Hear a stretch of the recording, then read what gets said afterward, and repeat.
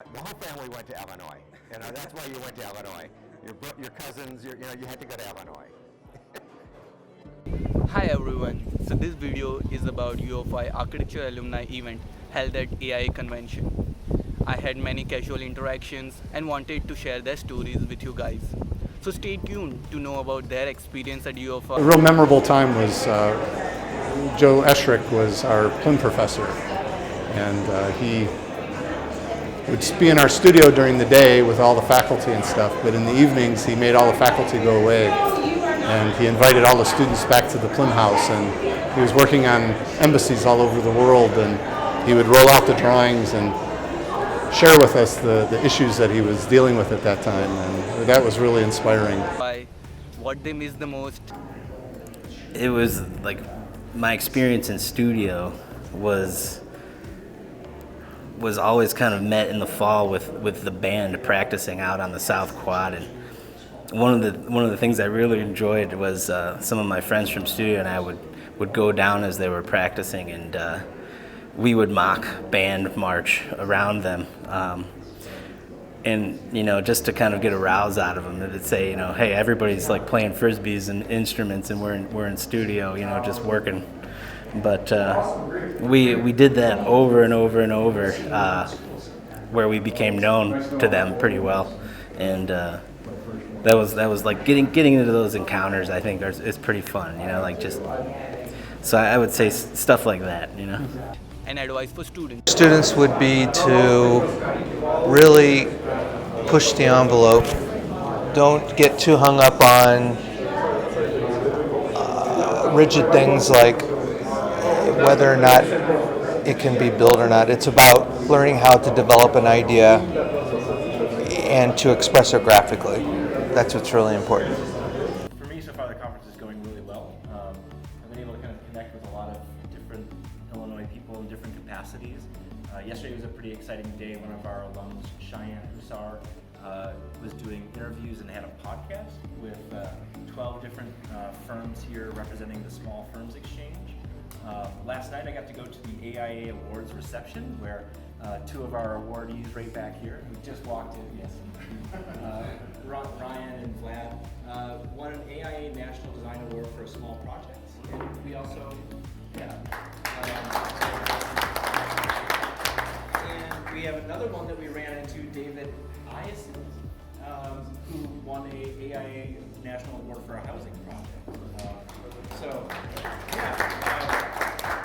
It was great to see everybody kind of represented in those different capacities, and I think tonight is the AIA introduction ceremony, and you are one of 7 Illinois alums that we have being elevated to the College of Fellows this year, so congratulations. And yeah, so it's interesting. At least for me, I've just taken over this administrative role in this last kind of year. As I've been reminded, we have 10,000 living architecture alumni throughout the United States. In this past year, I've been able to see them in different capacities, from the Venice Architecture Biennale, where we had folks who were doing exhibits and writing books that were launched there, to last fall in New York City, we had a Radical Innovation Symposium that was sponsored by an alum, John Hardy, who's based out of Atlanta. And then this past year, past semester, starting in January, we had our first Plym professor in a few years, Gong Dong, from China Vector Architects, who was also an alum who came back to campus and spent the semester with us. And so it was a great semester this year. We took 16 students to China for 10 days. And they got to tour around. I wish I got to go with them. I think all the faculty wish they got to go with them. So they were in China, and Gong spent 3 trips to campus and the students a trip there, and it was a really successful, meaningful time. I knew it was really impactful because we did our final lecture. Gong gave the final lecture 3 days after reviews, and I was telling everybody, I said, the faculty aren't going to show up, students aren't going to show up, it's going to be the end of April and that's it. But it was about an hour and 45 minutes long. It was a packed house. I think folks were sitting on the steps in the auditorium. And so it was a really memorable semester. My name's Aaron Highland. I'm currently in San Francisco, originally from Chicago. Ryan Saris from Crete, Illinois. It's a little suburban town south of Chicago, about 35 miles. With my master's in 2009, undergraduate 2006, I took a year off and worked construction, which I think is really important. My name is Todd Higginbotham. I am from Peoria, and I am a graduate of U of I School of Architecture, class of '86. University of Illinois, March batch. My name's Mike Pollock, class of 73 and 76. Steve Christopher, class of '87, undergrad. I'm from Peoria and currently still live in Peoria. I am currently a sole practitioner. I was with a firm for 24 years and in San Francisco. I'm a project architect at Vladimir Radutny Architects. We're a small firm in Chicago. It was founded in 2008.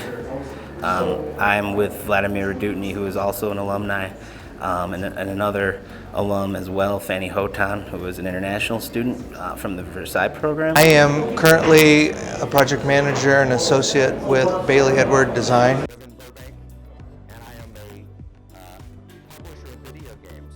So you see, you go down the other path. I am an architect, staff architect with State Farm, and then I also do some individual freelance architectural work, also house flipping, actor, etc. A little bit of everything. Well, Illinois was a great, big school. I was there long before the new building was built.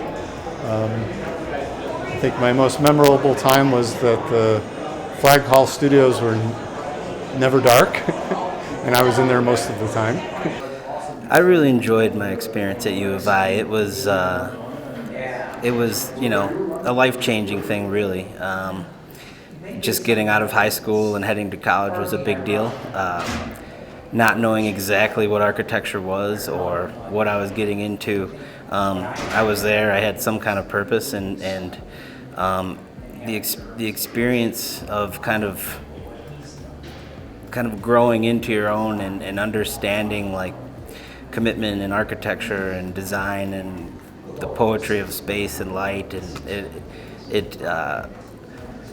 I really appreciated the environment that I was put in, because it gave me, I would say, kind of the flexibility or the freedom to kind of choose my own path and meet certain people. And what I really enjoyed about that is how many great faculty there were there, the professors that would give you opportunities, teach you, guide you in your own way. So, you know, I can't say enough about that. You know, that was a very positive thing, and it really allowed me to find my own passion, because everyone, I think, kind of develops their own interests, and that's what why this school is so unique. It kind of allows you to find your way, whether it's structures or whether it's business or whether it's design and philosophy or the craft of making detail. So it's a great environment to find your career and your passion. Yeah, I mean, I am where I am today in a lot of ways because of Jeff Poss. Jeffrey Poss he's been teaching there for over 25 years. So many people, very famous people, well-known alum, have learned from him, and he gave me some of the best opportunities early on in my studies that really brought kind of the meaning to architecture, the poetics of it. My experience was really great. I went to a junior college before transferring to Illinois, so I had a great 2 years and was really prepared for my junior college experience. Actually, the Challenger exploded on my birthday. It was my 21st birthday, and the day before, the Bears won the Super Bowl. So those were the two things. But yeah, the apartheid movement was really the only thing my generation, the 4 years that in my college experience that where I actually saw activism, take place and make a positive impact. My experience was dramatic. I came with a very strong recommendation from one of the leading architects in India, Mr. Achyut Kanvinde, who was pioneer of Indian architecture. So I came to Urbana-Champaign with kind of like a very solid recommendation and got what I was looking for. So my experience was kind of like working with sort of like professional and academic.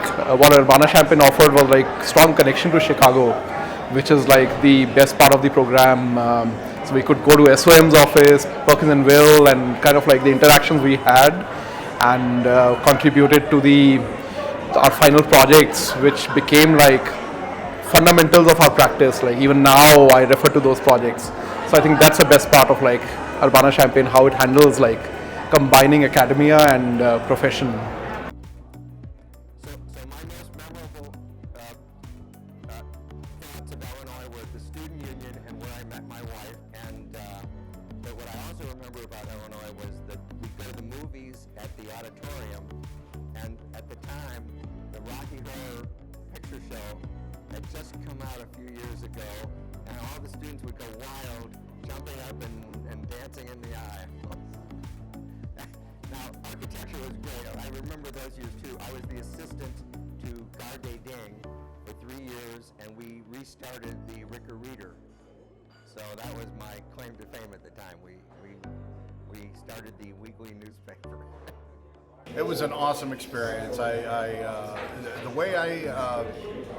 way that I came to University of Illinois was starting at a junior college in East Peoria. The professor geared his program so stringently toward U of I transfer that you almost had a problem if you didn't want to transfer to U of I at the time. So, but I knew that's where I wanted to go, and transferred in as a junior and just had an awesome experience. Loved every bit of it. There were a couple that are not so enjoyable experiences, and I don't want to say not enjoyable, but they were basically tragedies, both of them. And the memory ties into the quad. The quad was being torn up that year for the new internet that nobody knew what it was. A bunch of wires running through the quad. But during that same period, I was back in my dorm room between classes because I got out of a class early. I would not normally have been in my dorm room, and grabbed an early lunch, turned the television on. The space shuttle program had become somewhat routine, but they were launching a space shuttle, so I watched it, and it was the Challenger, so I watched it explode live, which most people in my generation were in school or work and didn't see it live like that. Then the other thing was the apartheid was going on, and there were a lot of protests in the quad. A lot of, I think they had called it shanty town, a lot of being in boxes and things in protest of what was going on in South Africa. So those are two things, and because again the Challenger explosion, we also had there was a vigil that was held on the quad after that. So both of those happened on the quad. Not fond memories, but certainly emotional and resonate with me to this day and very memorable. Part of me wishes I had gone through the Versailles program and traveled. I had my two roommates senior year were both Versailles students, and heard a lot of great stories from them. But then, part of me, I'm glad I stayed close to home. I'm kind of family oriented. I'm sure I would have missed everyone if I had done that. That's the one thing I would have strongly considered more, I think, is the Versailles. The football games.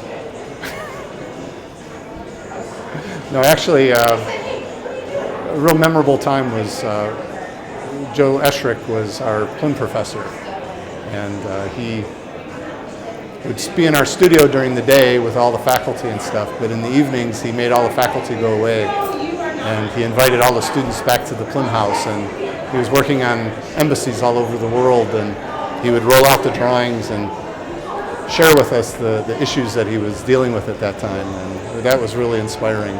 In fact, when I moved to San Francisco in 1992, the big recession, I'd hoped to get a job from him, but nobody was hiring. I think the thing I missed the most about campus was just all the fun walking, the buildings, kind of navigating the quad, checking out Green Street. I actually really like to go to the Blind Pig in downtown Champaign. There's a cool local kind of vibe connection there, where you have a lot of people that were born and raised in that town, and also all these students from all over the world and academics as well. So it was a cool culture.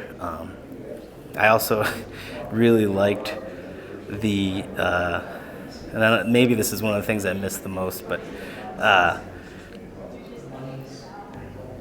it was like my experience in studio was always kind of met in the fall with the band practicing out on the South Quad. And one of the things I really enjoyed was some of my friends from studio and I would go down as they were practicing, and we would mock band march around them. And just to kind of get a rouse out of them, to say, hey, everybody's like playing frisbees and instruments, and we're in studio, just working. But we did that over and over and over, where we became known to them pretty well, and that was like getting into those encounters. I think is pretty fun, like just.